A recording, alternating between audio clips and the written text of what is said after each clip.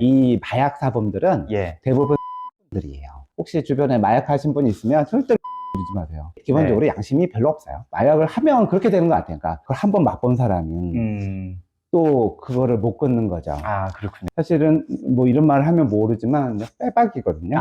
네, 법원 판결 중 알아두면 도움이 될 이슈를 골라서 그 핵심을 풀어보는 시간, 판결 뒷담화입니다. 판결 뒷담화의 길라잡이 판사 출신 변호사 조용주 변호사님을 모셨습니다. 안녕하세요. 네, 안녕하세요.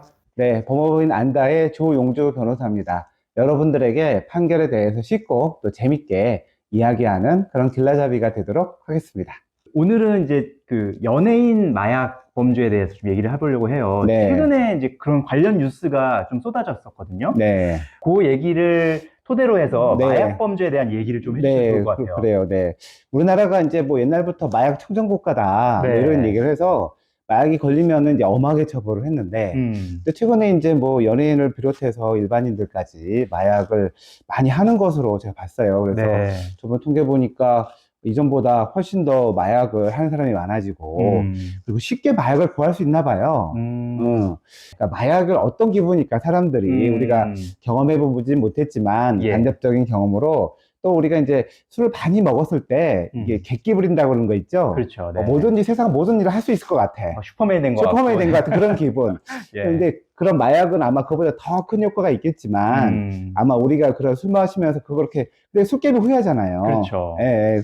사실 마약은 한 번도 안 한 사람은 있겠지만, 예. 한 번 한 사람은 없을 것 같아요. 아, 이게 중독성이 강하다는 말씀이시죠? 그래, 중독성이 강하니까 이 마약이 문제죠. 우리가 네. 한 번 하고 그만둘 수 있다면, 뭐, 끊으면 되는 거, 뭐, 담배도 못 끊는데, 네. 이렇게 더 중한 이런 중독성이 있는 마약을 좋다고, 또 어떻게 생각해 보면, 뭐, 자기 몸이 상하는 거잖아요. 그렇죠. 그런데도 처벌하는 이유가 뭘까요? 그러네요. 그렇다면 이제 주변에 다른 사람들한테 피해를 주니까? 악영향을 주니까? 사실은 뭐, 마약을 해가지고 범행을 한다 이렇게 하지만, 네. 사실 다른 범행으로 나가는 경우는 제가 볼 땐 많진 않아요. 아, 그래요? 존 스파이크니 한서인이 이런 연예인들 보게 되면 이제 필로폰을 하잖아요. 근데 필로폰이라는 것은 어떤 경우에 하냐면, 네. 제가 알기로는 성행위를 할 때 주로 많이 하고, 그렇군요. 네, 그래서 성행위와 이 피로퐁이 결합되면 뭐 극락세계를 보나 봐요. 그래서 네. 그런 얘기를 들은 적이 있는데, 예. 그걸 한번 맛본 사람은 또 그거를 못 끊는 거죠. 아, 그렇군요. 네, 대표적인 사람이 일단은 여기 이제 한서희 씨, 예. 얼굴도 이쁘시고 젊으신 분인데 벌써 마약 3번 걸려서, 그러니까요. 네, 이전에 집행유예 3년에 그러니까 징역 3년에 집행유예 4년 6월을 선고를 받았었는데, 네. 그래서 이제 한번 용서해 준 거잖아요. 근데 그 다음에 또 집행유예 기간에 또 마약을 또 해가지고 걸렸어요. 네. 그래서 1년 6월 선고를 받았더라고. 근데 최근에 또 확정된 걸 보니까 그거는 6개월밖에 안 돼요. 예. 왜 6개월밖에 안 될까요? 그러니까요. 좀 이상해요. 그러니까 뭐 집행유예 중에 마약을 또 한 거잖아요. 네, 그러니까 집행유예 기간 중에 마약을 해서 다시 네. 구속이 되고, 예. 앞에 3년이 다시 살게 되고, 그러면 1년 6월에서 4년 6월이 살게 되는데, 네. 아마 재판 중에 불구속 상태가 있었던 것 같아요. 이 예. 한서희 씨가. 네. 그래서 또 한 거야. 네. 그래서 어차피 앞에 거서부터 쭉 같이 살아야 되거든요. 아, 이게 더해지니까. 그러니까 네, 3번을 합쳐서 다 하면 5년이에요. 네네. 근데 3년, 1년 6월, 6월이니까 예. 나중에 6월만 선고했다고 그러니까 무슨 실효폭행도 6개월밖에 선고 안 하지? 그렇죠. 너무 뭐 관대한 거 아니냐. 네. 이렇게 근데 그게 아니라 받아들일 수가 있는데 그게 아니라. 한서희 씨는 5년을 사는 거예요. 합쳐서. 3개를 합쳐서 네. 집행유예 취소가 돼가지고 3년, 1년 6월, 6월 해가지고 5년을 사는 거예요. 일단 바로 이제 그 오줌 같은 거를 검사를 하는데, 네. 한지 얼마 안 되면 잘 나오지만 오래되면은 지나가시면 이제 소변으로는 잘 안 나와요. 예. 그래서 어디서 잡아내냐면 모발에서 잡아내요. 네. 그러면은 가장 흔한 데가 이제 머리카락하고 몸의 중요 부위의 털들, 그렇죠. 뭐 이런 것들을 이제 채집을 해서 보면 그 털들은 그러니까 또 머리카락은 네. 몇 달씩 되잖아요. 그렇죠. 뭐 또 1년 되는 것도 있고. 네. 그러면은 또 여성들은 머리가 길잖아요. 그러니까 사실은 이렇게 하면은 중간에 어느 시기에 그 모발이 이렇게 금방 자라는 게 아니니까 어느 시기에 마약할 때 그 성분이 모발에 있는 거야. 아, 그 성분은 그냥 계속 남아 있는 거군요. 모발에. 그렇죠. 그러니까 뭐 이게 뭐 몇 년 남아 있는 건 아니지만 예. 최소 뭐 6개월, 8개월 이상 안에도 우리 이제 머리카락 금방 깎으면 그것도 네. 없어지겠지만, 예, 예. 뭐 머리가 긴 사람들, 뭐 한서희 씨는 머리가 긴 것 같은데, 그렇죠. 그러니까 머리 긴 거에서 보면 어느 순간에 이렇게 쭉 분석해 봤을 때, 어느 순간에 이제 그게 마약성 양성이 나오는 거지. 그렇죠. 검출될 수 있겠네요. 근데 나온 거야. 근데 본인은 안 했다고 하고, 네. 뭐 이제, 자기가 원래 마약 안 하는데 누가 일부러 줘서 내가 모르게 했다, 뭐 이런 뭐 여러 가지 주장을 하는데, 네. 판사님한테 하나도 안 받아줬어요. 아, 그렇군요. 예, 예, 예. 왜냐면은, 일단은 뭐, 일단 결과가 나오면, 네. 이게 뭐 누가 강제로 뽕을 할 수 있겠어요. 그래서, 그리고 분명 과학적으로 이제 분석이 돼서 나오니까, 사실은 뭐 이런 말을 하면 모르지만 빼박이거든요. 아, 그렇군요. 네, 네. 빼박이라서 뭐 이렇게 지금 네, 어차피 판사가 양형을 고려할 때는 네. 어차피 이거 한 건을 다 살거든요. 예. 그러면은 왁구가 이제 전체가 5년이 되잖아요. 그렇죠. 그래서 사실상 5년형을 살기 때문에 나머지 형을 6개월 정도로 네. 정한 것으로 보여요. 그럼 네. 기본적인 뭐 마약 범죄 양형 기준이 네. 뭐 대략 그 정도. 근데 마약을 하는 게 이제 일단은 뭐 대마를 하느냐, 히로뽕을 하느냐, 아까 얘기하신 프로포폴을 하느냐. 네. 프로포폴도 대마는 조금 낮고, 그 네. 종류에 따라서 또 달라지는. 네. 근데 주로 재판할 때는 네. 주로 히로뽕이 많이 나오니까. 네. 그리고 요새 뭐지? 영화 수리남. 예, 수리남. 그건 코카인 아닌가요? 그렇죠. 코카인이죠. 수리남에. 네. 뭐 그런 것도, 그러니까 마약의 종류가 많은 거죠. 네. 뭐 어렸을 때 보면 본드도 있잖아요. 그렇죠. 본드도 있고. 그것도. 부탄가스도 있고. 본드도 여기 마약에 들어. 마약이죠. 네. 마약이니까. 그렇군요. 그래서 그런 종류에 따라서 양형의 차이가 있어요. 네. 네.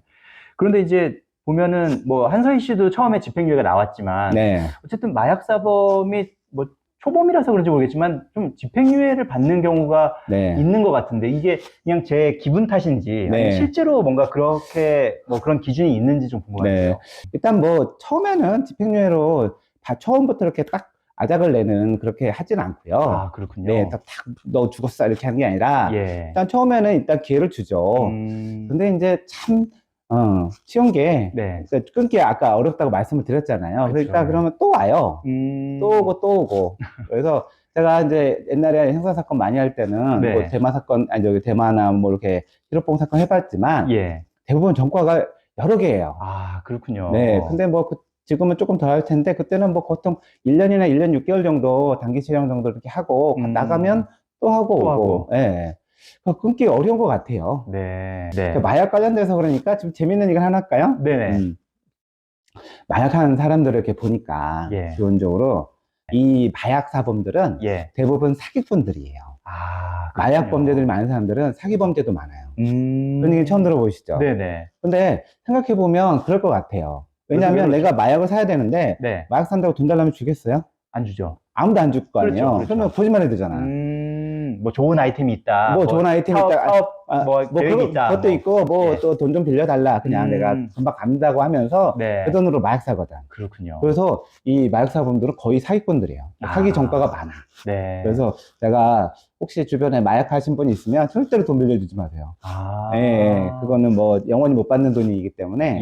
그래서 저는 정말 마약한 사람들이 다 사기꾼이라는 걸 난 몰랐어. 근데 내가 이제 실제적으로 막 사람들 많이 보니까.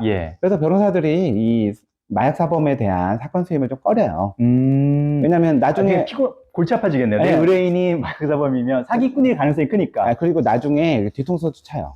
변호사한테도. 그래서 어떤 식의 뒤통수가요? 그러니까 뭐 변호를 잘못했으니까 돈을 돌려달라는 등 뭐 어떤 뭐 또 반협박하는 경우도 좀 있었고. 그렇군요. 그래서 저는 마약 사범에 대한 인식이 사실 좋지는 않아요. 그러니까 그분들이 기본적으로 양심이 별로 없어요. 양심이 없고 거짓말도 잘하고, 그 다음에 뭐 뒤통수도 치고. 그래서 마약을 하면 그렇게 되는 것 같아요. 그러니까 마약 하기 전에는 그렇지 않았을 텐데 이 마약을 함으로써 사람에 대한 그 어떤 그 품격이 확 떨어져요.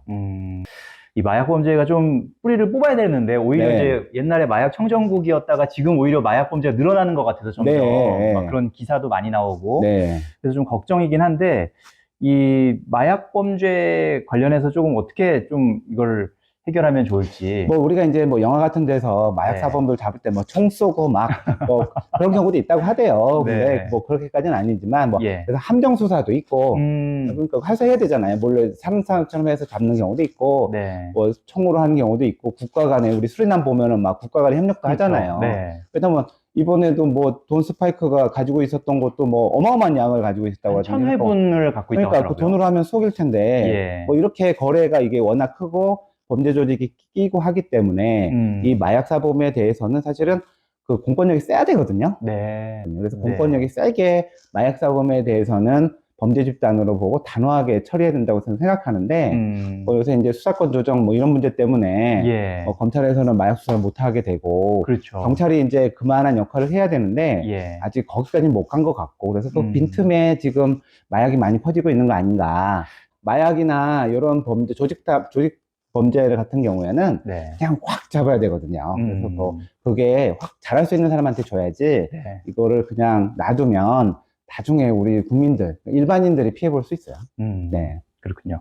결론적으로 좀 말할 수 있는 부분이 있나요? 네. 마약에 대한 양형도 좀 저는 더 세져야 된다고 생각을 해요. 그리고 마약에 대한 수사, 뭐 이런 단속 같은 경우도 더 세져서 우리가 정말 마약 없는 나라, 그런 좋은 나라로 뭐 우리 정치인들이나 수사기관이 많이 힘을 써주셨으면 좋겠습니다.